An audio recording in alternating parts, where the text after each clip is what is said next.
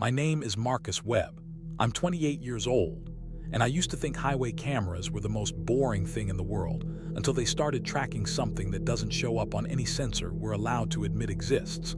I work nights for the State Transportation Monitoring Center, which is a fancy way of saying I sit in a dark room full of screens wearing a black hoodie with a faded logo, dark jeans, and steel-toe boots while I watch other people drive. My section is a dead stretch of interstate out in the middle of nowhere. 70 miles of asphalt, overpasses, and lead gantry signs most people only notice when they flash amber alert or construction ahead. Internally, that strip is labeled Corridor K17, but in my hiring packet there was another name stamped across one page in red, Project Intercept. No state letterhead, just 3 letters at the top, DHS, and under that smaller, AEG. That page listed rules nobody mentioned in the normal briefing. No cell phones inside K17 watch. No unscheduled pan-tilt zoom on gantry cameras 12 through 29 between 01, 00 and 04, 00. No audio capture through the pilot directional mics, regardless of perceived stimuli. If any emergency alert message came in with tag DHS black, I was to lock down my console, remain in my chair, and not, under any circumstances, override automated camera movement. My supervisor, a guy named Renner with permanent 5 o'clock shadow, tapped that part with his pen on my first night and said, "This is where you stop asking questions and start logging data. You see something weird, you don't play hero, you don't turn knobs, you hit F9 for event bookmark and F12 for clip export, and let the people who actually get paid hazard bonuses decide whether it's a glitch or a problem." For the first 3 months, K17 was exactly what it looked like. A silent gray ribbon cutting through black woods and empty fields, studded with white headlights and red taillights. The cameras swept, the motion tracking boxes followed vehicles, algorithms flagged speeders and stalled cars, and I filed my reports and drank terrible coffee. Then the corridor started flagging vehicles that weren't there. One Wednesday at 02:13, motion tracker boxes appeared on my feed from camera K1714, little green rectangles around nothing, sliding smoothly down the lanes at 70 miles an hour. No cars, no trucks, no debris. Just empty concrete with little green ghosts skimming along like the system believed there was something there. I ran a quick diagnostic, checked the metadata, saw lane occupancy at 30% and vehicle count incrementing as if cars were passing. But visually the road was dead. I logged it as a sensor error. Renner grunted when he read the note, wrote calibration drift next to it, and moved on. 2 nights later it happened again, this time on 3 cameras in sequence, K1713, -14, and -15. The green rectangles appeared at the top of each frame, glided smoothly down the lanes, and disappeared off the bottom edge like they were following the highway in formation. The object ID tags labeled them as Vehicle 402, Vehicle 403, and Vehicle 404, but there was no infrared return, no LiDAR spike, nothing but pavement and occasional real cars. When an 18-wheeler came up behind one of the ghost tags, its driver tapped the brakes, slowed, merged into the next lane as if he was giving space to something he could see that I couldn't. The green box ahead of him never reacted. I clipped the segment, hit F9 and F12 like I'd been told, and sent it up the chain. 10 minutes later, my phone, which was supposed to be powered off in a locker, buzzed in my hoodie pocket with a vibration pattern I'd never felt before. When I pulled it out, the screen was already awake, a red banner across the top. Origin, DHS black, priority, internal. Emergency alert, do not manually adjust any K17 camera positions. Do not enable optional spectrum filters. Continue passive observation only. Project intercept status, active. Under that, a smaller line. If you are Marcus Webb, remain at your station until contact. My throat went dry. Renner was on the other side of the glass wall talking to one of the day shift guys, and I watched his phone light up in his hand at the same moment mine did. He looked at the screen, looked at me, and for the first time since I'd met him, he looked scared. He came into my booth, shut the door, and said, "You got the same thing I did." I nodded and turned my monitor so he could see the ghost rectangles replaying on loop. "You ever seen this before?" I asked. "Once," he said. "Different corridor, different guy in that chair. He doesn't work here anymore." "Fired?" I asked. Renner shook his head. "Missing, that's all I know." The hairs on my arms stood up under the sleeves of my hoodie. On the screen, the empty road rolled by, the tracking boxes sliding over nothing. "What are they?" I asked. "Glitches don't rate black tag alerts." Renner rubbed his temples. "They're not going to tell us," he said. "Our job is to watch the road and not touch the cameras. Do that and you get to go home." He paused. "Assuming the road doesn't start looking back." I laughed because the alternative was freaking out, but his expression didn't change. "What does that mean?" I asked. He pointed at the monitors. "Those boxes, they're not just motion detection, they're prediction overlays. The system guesses where objects will be based on previous frames. When there's nothing there and it still draws a box, it means something's moving that the cameras weren't designed to see." "Invisible cars," I said, trying to keep my voice light. "Great." "Not cars," he said. "Cars don't ping 8 sensors and 0 visual. Cars don't make the auto exposure try to darken a perfectly lit frame. Whatever it is, the highway thinks it's traffic." He looked back at the red DHS banner still glowing on my phone. "And lately the highway's been right more often than we are, out there in the sleeping highway." That was the first night I saw the tags. The second night, the green rectangles turned red.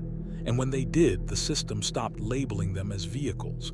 It labeled them as targets. And that was when the cameras began to move on their own, tracking something that wasn't supposed to be there, like a predator scenting blood in the dark. The second night began the way most night shifts do. Too much caffeine, too little sleep, and the hum of 1,000 servers vibrating through the floor, as if something buried deep beneath the monitoring center was breathing. I sat at my console wearing the same black hoodie, sleeves pushed up, fingers tapping nervously against the edge of the desk while the K-17 cameras cycled through their predetermined patterns. At first, everything looked normal. A few semis rumbling down the interstate, headlights carving pale tunnels into the darkness, the faint heat signatures of engines glowing on infrared. No ghost tags, no anomalies, no emergency alerts. But at 1:47 a.m., every camera feed flickered at the same exact frame interval, 1/28 of a second, too fast to register as anything but a blink, too synchronized to be an accident. When the feed stabilized, camera K-1712 had placed 4 tracking boxes on the highway's shoulder, except these weren't the green rectangles from the night before. These were red. Red meant unknown. Red meant dangerous. Red meant the system wasn't just tracking something, it was identifying it. The labels under each rectangle didn't say vehicle. They said target, target 01, target 02, target 03, target 04. None of them corresponded to anything visible on the screen. The shoulder was empty, the pavement was cold, but the camera wouldn't stop tracking. I leaned closer to the monitor. "No infrared return, no LiDAR," I whispered, checking the auxiliary feeds. "Then what the hell are you picking up?" Before I could finish, the rectangles moved, fast, faster than any vehicle on record. Target 01 shot across the lanes at 80 miles per hour, but the dust on the road didn't stir. Target 02 drifted backward against the direction of traffic as if it wasn't bound by friction or mass. Target 03 and Target 04 merged, the boxes overlapping, then splitting again like they were weaving through each other. My stomach twisted. Nothing physical moved like that. Nothing alive moved like that. The predictive path overlays stuttered, struggled, recalculated, then created new branching probabilities as if the system was panicking. Renner wasn't on duty yet, so I hit the intercom and called the overnight supervisor, Franklin, a man who looked like he hadn't slept in a decade and smelled like old coffee and printer toner. "Franklin, K-17 is flagging anomalies again," I said, trying to keep my voice steady. He sighed. "Green tags." "No," I said. "Red." The line went silent. "Red," he repeated quietly. "Are you sure?" "Yes." "Do not touch anything," he said immediately.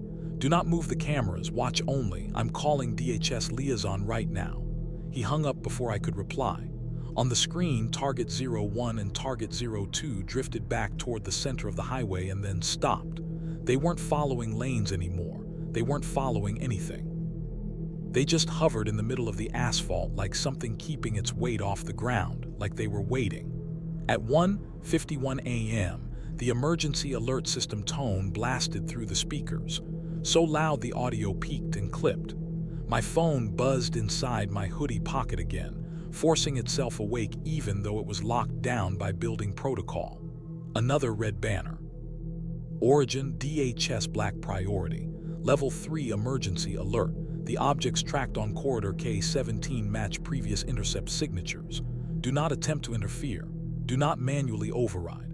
If targets appear to approach the cameras, initiate lockdown procedure Alpha. A second line appeared. The highway cameras are currently engaging passive tracking. Do not look away from the monitors. The last line made the hair on my neck stand up. Why emphasize that? Why tell us not to look away? The cameras began drifting on their own again, angling, tilting, focusing. They weren't following cars anymore. They were following the invisible shapes. Camera K1713 zoomed in toward the shoulder, the lens moving so slowly and deliberately it felt intentional, like a person adjusting it instead of a script. And then, for the first time since the anomalies appeared, the camera reacted to something touching it. A faint thud against the metal housing shook the image. The camera vibrated, the picture jittered, and the autofocus struggled to compensate. Another thud, and another. Something was near it, something the camera could sense but not see. The motion stabilization glitched, frames bending at the edges like a heat ripple distorting reality itself. "Franklin," I whispered, even though the intercom was off. "Where the hell are you?" Target 01 vanished from camera, not drifted, not moved, vanished. A millisecond later it reappeared on camera -13, right at the base of the pole. The red box locked onto it instantly. Then another. Target 02 appeared beside it. The camera froze mid-pan like something had seized control. Then slowly, impossibly, the lens began tilting downward, angling toward the exact spot the invisible forms occupied. Cameras only tilt down when something triggers the auto-calibration to reorient the horizon. But the horizon was normal. Nothing should have triggered it. Something was manipulating the camera. Something understood it. The red boxes flickered, jittered, split apart, merged again. My pulse hammered in my throat. I leaned closer, squinting at the screen even though I knew I wouldn't see anything. But then one frame, a single frame, 1/28th of a second. The kind of glitch the human eye registers without fully understanding. In that one frame, the highway shoulder wasn't empty. There was a shape, humanoid in outline but stretched wrong, elongated limbs bending at unnatural angles, a torso thin enough to look breakable, a head tilted sideways like a corpse whose neck had been partially severed. Its body flickered like static, like a corrupted image file. And its face, if you could call it a face, was a smear of pale, glitching distortion as if the camera refused to resolve it. The frame ended. It vanished. Target 01 and Target 02 slid across the screen again, smooth and silent. My chair squeaked as I jerked back. My breathing turned sharp. The emergency alert banner pulsed angrily on my phone. Something was out there. Something the system was trying and failing to interpret. Something that touched the cameras, and something that the highway was tracking like prey. That was the moment K stopped being a job and became a countdown to something I didn't understand. Because the next night, the red tags didn't appear on the empty road. They appeared inside the monitoring center. When the red tags first appeared inside the monitoring center, I honestly thought the system had crashed, because nothing in the building should have been tracked. Not the servers, not the chairs, not me. And yet at 2:18 a.m., K17 software drew two red rectangles over empty air 6 feet behind my chair as if something were standing there, watching me, breathing behind my hoodie, waiting for me to turn around. And I swear I felt the temperature drop against the back of my neck. I didn't turn. My instinct screamed not to, and the DHS alert from the night before echoed in my mind like a command from something older than authority itself. Do not look away from the monitors. So I stared, jaw locked, eyes burning, while the feed displayed Target 07 and Target 08, both marked inside facility. low visibility, and the system's LiDAR overlay jittered like the air molecules behind me were glitching out of existence. The servers around the room hummed louder, a bass vibration that rattled the pens on my desk, and the fluorescent lights overhead flickered in perfect synchronization with the motion patterns on the screen. It felt like the whole room was reacting to whatever had slipped inside with me. My breath fogged in front of my face. That shouldn't happen. The server room is kept at 68 degrees, never cold enough to see your breath. I swallowed hard, the sound thunderous in the forced silence, and that single swallow, just that one, made the red rectangles twitch like the system had detected the noise. My hands trembled as I typed into the emergency console, possible breach in cam room A, requesting supervisor immediately. The response came instantly: hold position. Do not turn around. Do not engage. Help en route. I pictured Franklin running down the hall, heavy footsteps pounding through the concrete corridor like they had the night renter passed out in the break room. But no such footsteps came. The hallway outside remained dead silent. That was when the cameras outside, every single highway camera, suddenly reoriented themselves to face the monitoring center. The feeds rotated, zoomed, refocused, stabilizers adjusting like 100 mechanical eyes staring directly at the room where I sat frozen. The red rectangles behind me jerked again, closer this time. My spine locked. Something brushed my hood, just a whisper touch like a fingertip dragging across the fabric. My heart seized. I gripped the edge of the desk so hard my knuckles cracked. I typed again with shaking fingers, help not arriving. Who is coming? The DHS console flashed a reply in a black priority banner I had never seen before. They are already in the room. Do not allow visual contact. Do not make noise above 15 decibels. Maintain for 90 seconds. 90 seconds felt like a lifetime. I could hear something shifting behind me, barely audible, like static moving through skin or bones bending in slow motion. The red rectangles elongated on the screen, stretching as if whatever they were tracking was rising to its full height. 7 feet, maybe more. My pulse thundered in my ears. I clenched my jaw so tight it hurt, trying not to breathe too loud, trying not to exist too loud. A soft clicking sound started inches behind my ear, like teeth tapping together in a slow, curious rhythm. I wanted to scream. My whole body shook as the sound moved along the left side of my head, then the right, like whatever was behind me was circling without moving its feet. Then the smell hit: cold metal, wet pavement, and something else, something like burned plastic mixed with decay. The exact smell the K-17 cameras sometimes picked up when the red tags drifted across the asphalt. The servers flickered, my monitors glitched, lines of corrupted code flashed across the system: RUNMODE override, tracking priority shift, target acquisition REPRIORITIZED. Then something happened I still don't understand. The cameras outside began streaming a view of the monitoring center's interior. The cameras weren't physically inside the room. They couldn't be. But the feeds were showing me sitting frozen, hoodie half-zipped, hands trembling on the desk, and behind me 2 tall, thin, elongated shapes. Their outlines flickered, glitching like corrupted pixels. Limbs stretched too far, necks bent wrong.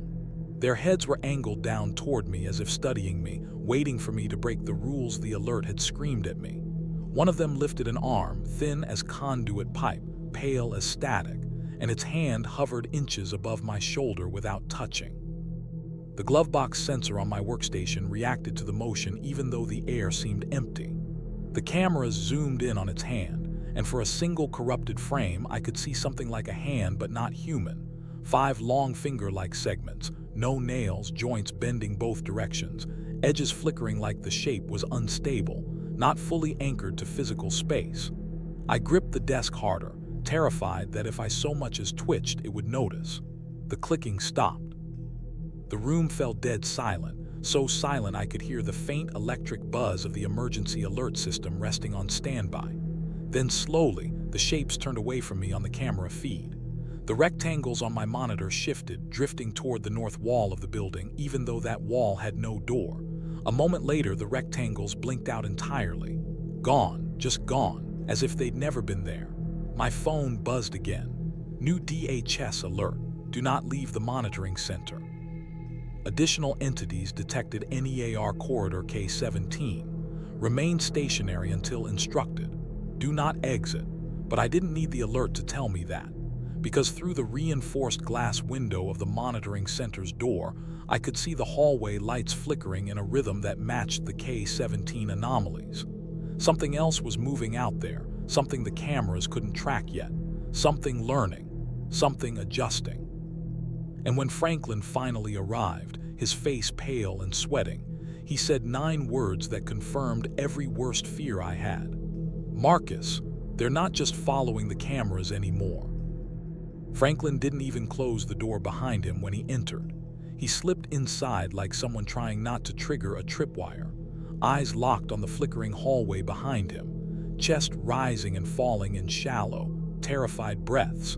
And when he finally faced me, the look on his face made my stomach drop, because it wasn't the look of a man who had answers. It was the look of someone who realized the rules he trusted had just changed. "Marcus," he whispered, voice barely audible even in the hum of the server room, "they're not just following the cameras anymore." He pointed to the monitors with a trembling hand. "They're following you." My throat tight. "What does that mean?" "It means the system isn't tracking them anymore. The system is tracking you and whatever is attached to you now." He stepped forward, shoulders tight. "When you saw them in the room, that wasn't a glitch. That was a transfer." "A transfer of what?" I asked, though dread already curled in my gut like a living thing. "Association," he said. "Recognition, they know you." Before I could respond, every monitor in the room went black, every single one except the central K17 feed. The emergency alert tone blared, the screen flickering with a red banner. No text at first, just raw crimson pulsing like a heartbeat. Then words formed. "Emergency alert. Do not look at your reflection in any surface. Do not allow the entities to create a mirror. Do not." The message cut off. The feed warped. The reflection warnings made no sense until the K17 camera zoomed in on a piece of broken glass lying on the highway's shoulder, a shard no bigger than a CD case. And that shard, reflected in a distorted angle, was my face, not as I was now, but standing on the highway in total darkness, hoodie soaked, eyes wide and unfocused, mouth hanging open like a dead man gasping for air. And behind that reflection, those same flickering elongated shapes hovered inches from my shoulders. "Franklin," I whispered, "that's me." "No," he said, stepping back, "that's not you. That's what they want you to become." The shard trembled in the wind on screen, but my reflection didn't. It just stared, eyes too still, too wrong, too hollow. Then the red tracking box appeared over my reflected head. "Target 09. "Marcus," Franklin said, his voice cracking, "we need to leave. The alert says not to exit the building." "Screw the alert," he snapped. "They wouldn't warn us unless the system was compromised. And if the cameras are syncing your image, they're mapping you. That means they can take shape." A deep metallic groan reverberated through the monitoring center walls, long, bending, twisting metal like the building was exhaling. The lights dimmed, then surged bright white, then cut out entirely. Total blackout. I froze, couldn't breathe, couldn't inhale. Franklin grabbed my arm in the dark and whispered, "Don't move. They track motion." But something else in the dark moved anyway, slow, glitching footsteps, like someone taking a step every half second but smoothing the space between frames. The servers flickered on, bathing the room in cold blue light. And standing at the far end of the server racks was me. My hoodie, my boots, my frame. Except the head was tilted 90 degrees, my mouth stretched too wide, teeth too uniform, eyes static still. Franklin recoiled. "Don't look at it," he whispered sharply. The thing wearing my shape bent its legs backward as if resetting a marionette. Then it took a step toward us, and the servers next to it flickered violently, screens bursting with corrupted K17 footage. It wasn't walking physically. It was stepping between frames of video like they were doorways. "Marcus, run!" Franklin didn't finish the sentence. The lights died again. Something slammed into him with wet force. I heard a gasp cut short, and then nothing. When the emergency backup lighting flared 3 seconds later, Franklin wasn't there. Not his body, not blood, not clothes, nothing. Just empty space where a person should be. My stomach twisted. They didn't just mimic, they didn't just track, they removed. "Marcus." The voice came from the dark behind me, Franklin's voice. "Help me." I spun despite every instinct screaming not to, but the room was empty. Franklin wasn't anywhere. Only the cold echo of his stolen voice, too close, too patient. My phone vibrated in my pocket, one single buzz. Emergency alert. Emergency alert. Do not respond to any voice. The entities have acquired vocal pattern 09. You are vocal pattern 09. Do not engage. My hands shook. I backed against the server racks, eyes darting to the exit. The door was cracked open. The hallway beyond flickered with red emergency lights. I had two choices: stay with the cameras that were now hunting me, or leave the building that kept the things confined to observable space. I whispered to myself, don't follow the lights. Don't follow the voices. Don't follow anything. And then something tapped the camera above the door, same 3 dull knocks I'd heard on the highway feed. The lens swiveled down toward me as if a giant eye had found its target. Target 09 locked, tracking. And a new line appeared under it, replication in progress. My breath left me. If they finished that process, I wouldn't exist anymore. Not as myself. Not in any way that mattered, so I ran, through the door, into the pulsing red hallway. And the camera followed, not the ones on the ceiling, the ones outside. The highway cameras rotated in perfect synchrony, all of them angling toward the monitoring center like giant mechanical predators awakening at once. And from the end of the hall, stepping into view as the emergency strobes pulsed, I saw myself walk out from the darkness again. Only this time there were 3 of me, and one of them spoke in my exact voice. "Marcus, come here a second." And every warning I'd been given echoed in my skull like thunder, because now they weren't just tracking me, they were multiplying me, they were replacing me, they were closing in. I didn't run at first. I froze, because seeing 3 versions of myself standing at the end of that strobing red hallway did something to my brain that no emergency alert could ever prepare someone for. And the worst part wasn't that they looked like me. It was that each one was slightly more correct than the last, as if the entities were refining me, polishing me, perfecting their replication the way an artist sketches drafts before committing to the real piece. And the closest one stepped forward with my exact stride, my exact posture, my exact boots scraping the concrete floor. And when it spoke again, "Marcus, you need to come with us."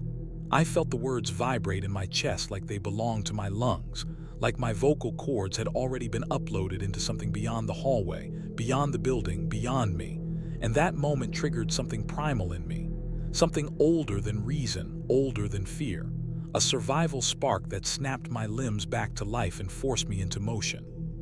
Sprinting down the narrow corridor as every light bulb overhead burst one by one in a cascading shower of sparks, as if the building itself was trying to blind me. I didn't know where I was running.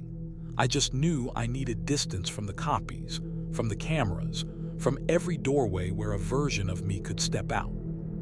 The emergency exit staircase was ahead, glowing faint green through the smoke curling from the broken lights. But when I slammed through the metal door, the stairwell was pitch black except for a flickering glow above, a reflection of something moving on the steel railings.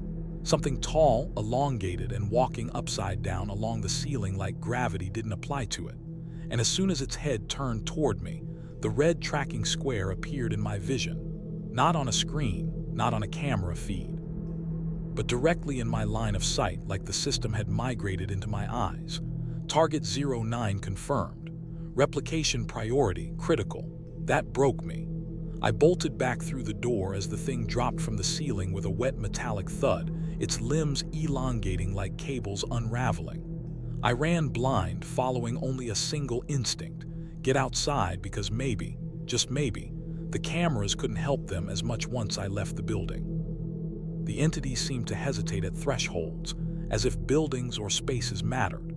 I sprinted to the main entrance, lungs burning, hoodie clinging to my back, and shoved through the double doors into the cold night air where the highway stretched silent and endless under the moonlight. That's when I realized my mistake, because the cameras outside were already waiting. Every K-17 unit along the interstate had rotated to face the building, their lenses glowing faintly as if warming up for something. The night air vibrated with a low hum, and that same red square blinked not on my phone, not on the monitors, but hanging silently above the world like an invisible HUD overlaying reality. Target 09 locked. Replication finalizing. The copies of me stepped out onto the sidewalk behind me, their movements jerky with excitement, like puppets feeling the anticipation of the puppeteer. And then the highway lights flickered in a wave stretching miles down the asphalt, one light after another dying into darkness until the whole interstate went black. Shapes began to appear in the darkness between the dead streetlights, not visible directly, but visible in the way their absence warped the air, glitching the reflections on the guardrails and distorting the shadows on the pavement. "Don't follow the lights," I whispered to myself, repeating the rule from the first emergency alert like a shield, like a prayer. But there were no lights to follow now, only the dark and the things inside it. My phone buzzed violently in my pocket, so hard it hurt, and against my better judgment I looked. Emergency alert. Do not allow the entities to complete the replication process. Distance required, 5 miles minimum. Once replication completes, subject will be erased. I stared at the words until they blurred.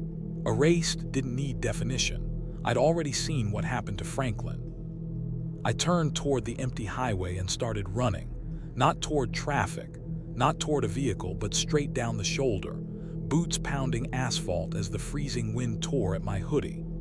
Behind me, one of the copies screamed using my voice, not a human scream but a stretched digital distortion, like my voice run backward through corrupted speakers, and the sound hit me so hard I stumbled. The cameras snapped to follow me, every single one, zooming, tracking, calculating, the mechanical whirring echoing across the asphalt like a swarm of insects waking up. For the next 30 minutes, I ran until my ribs ached, until my throat tasted like blood, until my legs shook beneath me. But every time I looked back, the copies were closer, flickering forward in impossible jumps, stepping through frames the way someone flips through a shuffled deck of cards. The entities beneath their skins twitched, stretching their limbs wider, taller, refining my shape, my gait, my proportions. They were finishing me. I don't remember falling, I just remember the pavement slamming into my face and my vision exploding into white pain. I crawled, gasping, and my fingers brushed something, a broken road reflector, angled just enough to catch a faint sliver of moonlight. And in that reflection, I saw my own face behind me, only it wasn't me anymore. The reflection was perfect. Too perfect. A flawless replica down to the freckles on my cheek, down to the tired lines under my eyes. Replication complete flashed in my mind like a migraine aura. The replica stepped toward me and I felt something tear inside my head like a string pulling taut, like something was being ripped out. My memories flickered, my name slipped, my breath choked. They weren't just copying me, they were overwriting me. My phone buzzed one last time, final alert. Run until nothing recognizes you. Run until no camera follows you. Run until you are nobody. I don't remember how far I ran after that. I don't remember collapsing on the side of the road near a way station hours later. A trucker found me babbling, half-conscious, unable to explain why every reflective surface made me flinch in terror. That was 6 months ago. I move constantly now, never staying anywhere long, never letting cameras linger on my face. Sometimes late at night I see movement in the corner of my eye, my movement. Sometimes I hear my own voice calling from behind a reflective surface. And sometimes on certain highways, I see a red square flicker briefly over the asphalt, searching, adjusting, tracking, searching for the real Marcus Webb, or the one they finished. I don't know which of us they want anymore, or which of us I am.